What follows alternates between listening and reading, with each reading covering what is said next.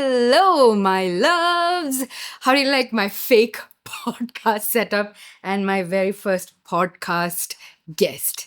This is Looney. You have anything to say, Luna? No? Right. So, welcome to another chai time with Jovi. This is just my regular mic stuck on a tripod. I'm just trying to be professional here, okay? I'm trying. Let's get all of these things out. This video is about narcissistic abuse and living life with a narcissist. I've had so many of you write into me asking me to talk about narcissism to help them identify if they are in a narcissistic abuse and talk about how I got out, what I did to deal with it so that it can help them hopefully get out or deal with it, or some of you are out of it, how to cope with the loss, all of that. And the thing is, I did not make this video ever because one, I'm not a psychologist. I did not know how to provide a video that is intended as an educational video to help you because I'm not a psychologist, right? All I can do is talk about my experiences, and I thought actually I could do that. My relationship with my ex-husband was that of 12 years. How do I condense all of that into 10-minute video? I really didn't know. Again, because I've not studied the subject, I did not know. But now that I've been going for a lot more therapy, I'm in a place I think I've completely healed. I'm in a place to talk about it. I've also made a little bit of notes. Yesterday on Instagram, I asked you guys to drop in your experiences as well, which we will get into as well. So this is not, I want to specify an educational video or, I really love Dr. Ramani here on YouTube. Her entire channel is about narcissistic personality disorder. She has broken it down to situations, everything. She's amazing. I've learned a lot about it myself from her channel. So please check out her channel if you feel like you are in a narcissistic relationship, or maybe even if you are one. That's such a fantastic, I feel, realization. If you feel you are one and you need to do something about it, that's just fantastic, Also, the second thing I want to talk about before we get into this video is I feel like the word narcissist is highly, highly abused today, just like the word depression. People just throw around the word narcissist without really understanding what it is. Even the OCD, I'm OCD, she's OCD, you're a narcissist, he's depressed. These are all clinical terms, and you need to be diagnosed by a psychologist or a psychiatrist. So until someone is diagnosed, try to refrain from that. If you feel you are in such a relationship, the first thing that you need to do is seek therapy. Hopefully this video will lead you to that, right? Okay. On that note, let's take a sip of my chai. So, a narcissistic person is someone who feels so highly of themselves. They have this extreme superiority complex. They have this blown up self-worth. They live in a bubble where it's all about themselves. The sad part is it's coupled with crippling insecurity. They also they're insecure about something, and these two together turns into a very dangerous combination because you're on one hand extremely self-assured and also really, really insecure. So if you feel you're with a person like that, let me just read through my notes because I really don't know how to navigate this since it really hits home. And I'm also, I don't know, fearful about talking about it for some reason, Anyways, I'm just first gonna go through this, my notes.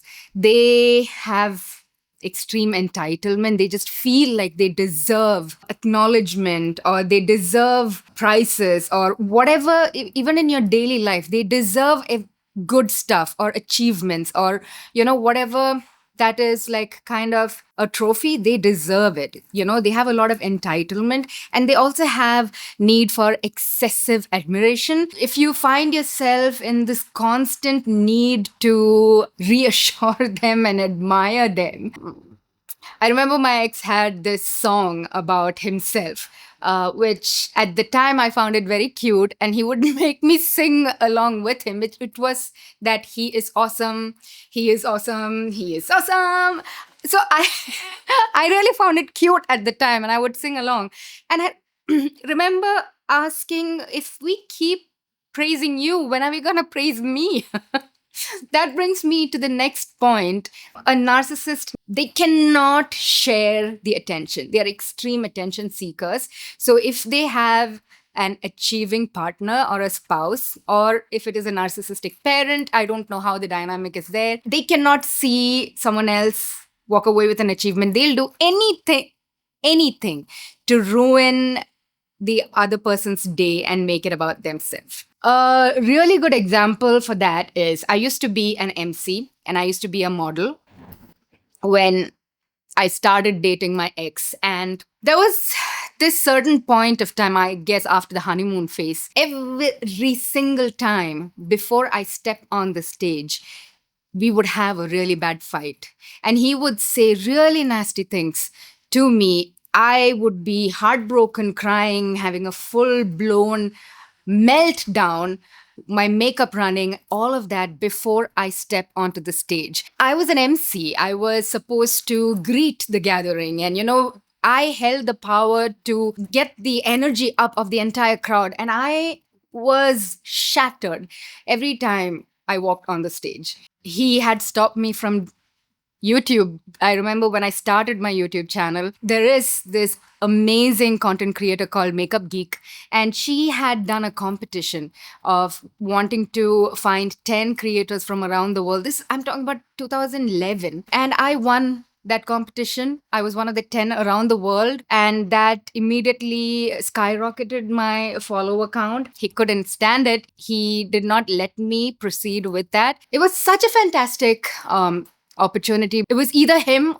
or that. And for some reason, I was conditioned to think that, the fairy tale ending, the family, the husband, that was supposed to be my ending. So I gave it all up. I gave it all up for him.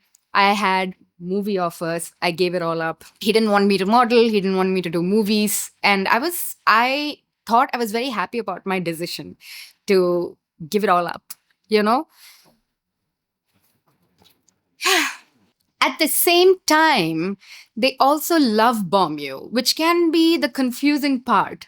I remember when I, talk to my friends now who knew him and me, and they saw the love between us and they saw the good, and they were like, was it always bad? Why didn't you get out?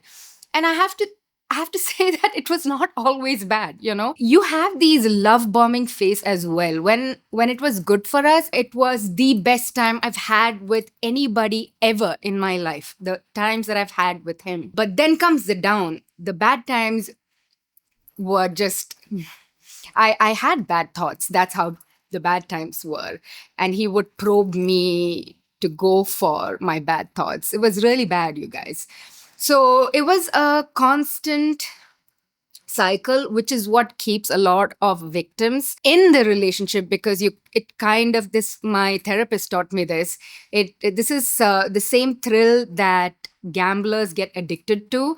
This is the power of inconsistency. You don't know what you're gonna get. You don't know if you're gonna get a good time or a bad time, and that keeps you addicted. I could not leave him. For me, he was an addiction. I loved him far too much, and I was too addicted to him to ever think of leaving him. So that was my question. Even my lawyers during divorce asked me, why didn't you leave him if there was so much abuse, and if it was that difficult? Why didn't you leave? I could never think of leaving, because I'm also seeing the good times. I'm also, yeah. So there's a lot of love bombing. And then they push you down. They really trash you. So when this person love bombs you and places you on a pedestal, you really give them your heart. You really believe everything they say. And with the same mouth, when they start trashing you completely, you also believe them. So it really, really affects your self-worth. It really, really affects your everything to do with you. I had zero self worth. And it took me years to get out of that, years of therapy, it's been 5 years since I'm out of that relationship. And, I feel like I, I was seeking similar relationship because I was so addicted to that pattern. I did fall into similar relationships later on as well. So, if any of this sounds similar to you, well, step number one is therapy. A therapist is going to help you figure out how to deal with the situation. So there is a lot of misinformation about therapy. Like I feel like a lot of people think that a therapist is just going to tell you get a divorce. A good therapist will never tell you to break up or divorce or leave. They are just going to help you with your current situation and give you the courage if you want to leave or if you feel like it's the best decision to leave. They're going to help you rationalize it. So you really need a good therapist to help you process through these rather difficult times. Of a really good friend is not enough because they don't have the psychological backing or information. A friend is always going to just support you and say, get out, get out, get out, Sometimes you might not be able to just get out. A lot of us women are stuck financially. That brings me to the next point. They are very controlling. And in a romantic relationship, this control can come in the form of two things: money and sex. They will take everything away from you and they will use this as rewards. They will use this to control you. They have no empathy. If you see yourself in a heartbroken state, it doesn't have to be because of a fight between the both of you. Maybe something has happened outside of the realm of the two of you. But if you feel like this person has no empathy, they do not have it in them. It's that's how they are wired. They zero empathy, and they also have this knack for turning everything to be about them. It is a really massive talent, I want to say.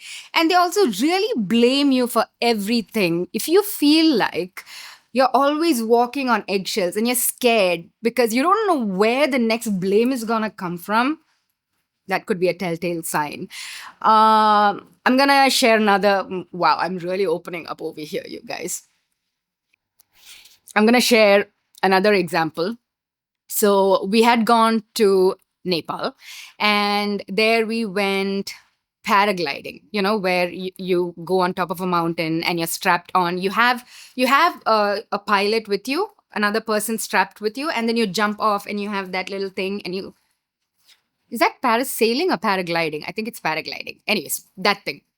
So we went for it. He was a bit scared, but I wanted to, I really wanted to experience that.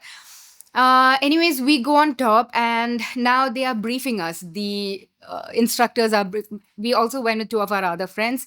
They are briefing us. They said, no matter what, you have to jump off the cliff. You have to jump off the mountain. Do not sit. Do not sit as soon as there is no land, because you are going to crash down. You need to jump so that the jump is going to give you the lift for the parachute, and a bunch of other things.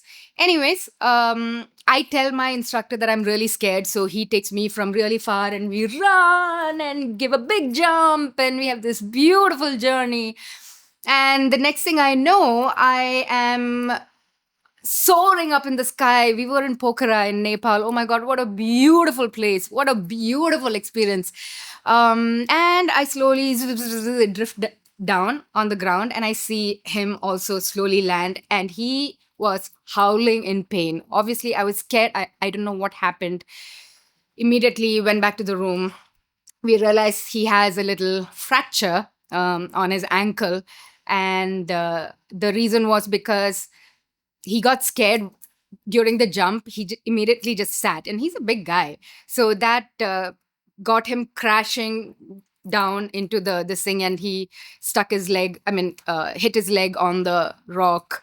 But the pilot was able to still lift off, and they were safe, thankfully. But he had a little hairline fracture. Now, for the next 2 months, until that fracture healed, I couldn't hear the end of it because he kept blaming me for his fracture. He said it's because I wanted to go to Nepal, it's because I wanted to go to Pokhara, it's because I wanted to do parasailing or paragliding that he had the fracture. Not because he was not paying attention to the brief, not because he did not jump properly, not because of anything else. It was because of me. I had to serve him. It was a very difficult time until that fracture was completely healed. Yeah, an example of how everything turns like it's so random, but there is no winning with them. It is your fault. You just live with it. It is your fault. I know a lot of my friends and my sister, like they're like, why do you put up with it? Like, just there is no arguing. It's their way or the highway, or you get punished in some way. Because I told you that there are control points. They know, they know how to do it. Also, they isolate you from your closest people so that they have full control of your thoughts. Also, I want to say before moving on that everybody needn't be narcissistic, but we all could have certain traits that are narcissistic. Just because you have a narcissistic trait, like one of these could fit into our personality type, that doesn't make us narcissist. Because we are not all boxed into like, you are this, you are this. We are all a mix mash of everything. So yeah, that is also something that I learned through therapy.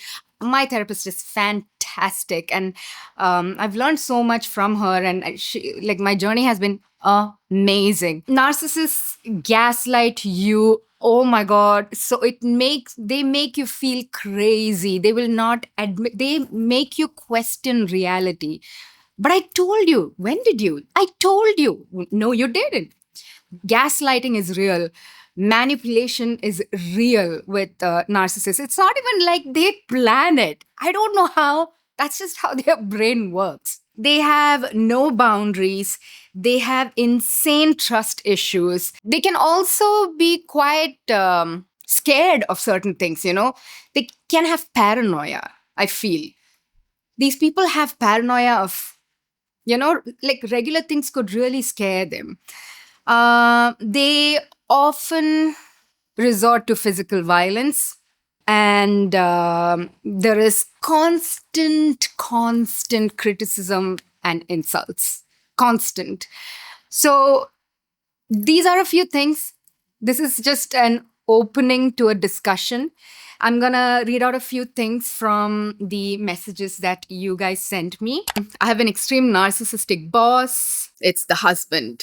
His gaslighting, manipulation, questioned my sanity and existence, got divorced. You see, so when you speak to other victims, actual victims, you notice that you're not alone, and it wasn't you, it was actually the other person, really, that Dr. Ramani, please check her page out. I left my career and moved abroad to be near him. He left me once he started doing better than me. Whenever I used to try to tell and open up about how I'm feeling, the other person would shut me down, I guess. I got my husband cheating on me, and when confronted, he said I don't trust him. That's why I checked his phone. That is gaslighting. Yes, every day he blames me for the things he does himself. I told you. Any mistake he does, he will guilt trip me. My boss was a narcissist. He gaslit me every single day and every single hour until one day I finally broke down. Sometimes I feel I'm the narcissist. What would you tell a narcissist? Look, being a narcissist does not make you a bad person. That is what I told you in the beginning of the video. I feel you have such a big heart to even have that thought in your head, because I could never imagine my ex ever questioning himself. That is like their greatest downfall for a narcissist, to think there is something wrong with them. So it is really commendable that you think you might be. What I would want to tell you is to please seek therapy, and your therapist is going to help you have better intersocial relationships, to better, yourself. They will manipulate and make us feel it's our mistake. After we think back, only then we realize it. Abused emotionally, physically, saved by childhood BFF. Had to punch him myself until he cried. Still have PTSD. You got to punch him? Oh my god, I could never. I could never. Oh my god. Shouts at me. When I shout back, all of a sudden I'm barking and come from filth. The words. It's the same. Parents, brother, can't see me happy, want everything on their own terms, so I cut them off. He cheated. 15 years later, he accuses me of not loving him and forgetting memories. How the blame comes back on you. The change in behavior is so quick that we doubt ourselves if we actually are causing the trigger. See, they really make us question our own sanity. Had no shame in letting me cover all living cause, financial abuse of Miss Independent type. I've been there. I've been there. Like I said, they use money to control you. No empathy. Whenever I shared problems, feelings, not taking accountability, all blame on me. There you go. Absolutely zero empathy or emotional regulation. Controlling how I dress, having to beg to visit my family. Oh my God. I had the same problem too. I forgot to mention that. Yeah. He controlled the way I dressed, how I spoke. Married one and stayed 6.5 years before actually leaving. But kudos to you for leaving because I couldn't. I really couldn't. I find it of extreme strength for people who actually leave a narcissist, you know? Yes, a lot. She's my stepmom. We can't separate. So, with parental narcissism, I don't have experience and I don't have advice. So, I have nothing to share. But please, I urge you to seek therapy. My ex-husband was so jealous of my friends that when we planned to go for a girls trip, he logged into my email and sent everyone an email calling all of them sluts. PTSD is real, you guys. Even I still have PTSD, and I carry these baggages from that relationship onto every other relationship, including my relationship with my friends, my siblings, my parents. PTSD is so real. When you want them to own up to their mistakes, they go on this crying self destruction tangent. So there is also covert narcissism. There are many different types of narcissism as well, you know. Married to a narc for 18 years, but finally gathered strength and going through a divorce now. I'm sure that it is really, really difficult. I want you to know that you made the right decision for you and your children. My heart goes out to you and to everyone who suffered, but there is light at the end of the tunnel, okay? I was forced to do things, I mean, sexually by my ex, and it took years of therapy to get out of it. Yeah, they do that. I'm not sure whether I'm in one or not. I've been in a relationship for over 20 years where I am controlled and abused in every aspect. That's one I relate in every aspect. I feel my father could be a narcissist, could be narcissistic mother. I've in my personal life I've got a lot of friends who have grown up with narcissistic mothers, and that can really shape your personality. Again, therapist. You need a therapist to get out of that because that is trauma from childhood, from birth, you know. He isolated me in a house for 4 months and gaslighted it as a responsibility while he was away. Oh my God. He would think he's better than others and even me as a person. He would go to sleep after hurting me emotionally and keeping me stranded, no communication. He'd gaslight me, also lie to the world, portraying himself as a victim. Oh, that's another thing. Wow, how did I forget the biggest thing? Narcissists are charmers. They are extremely charismatic, charming people. So when you are in a narcissistic relationship, the victim always end up looking like the bad person because they are natural charmers. Okay, living with a narc, not in a position to leave right now, physically and mentally exhausted. I am so sorry. And again, leaving is not an option for all of us. I realize that too, you know, which is why, if you can, please seek therapy because this physical and mental exhaustion that you are talking about, they can help you with that. Living in joint family, mother in law is an extreme narc, sociopath, took us years to realize. Husband is supportive. At least you have a supportive husband. That is fantastic. Emotional abuse, love bombing that quickly shifts to body shaming, taunts, and betrayal. I think I am in a narc relationship currently, still learning and confused. Well, these are some of the comments. Now let's continue this conversation in the comment section down below.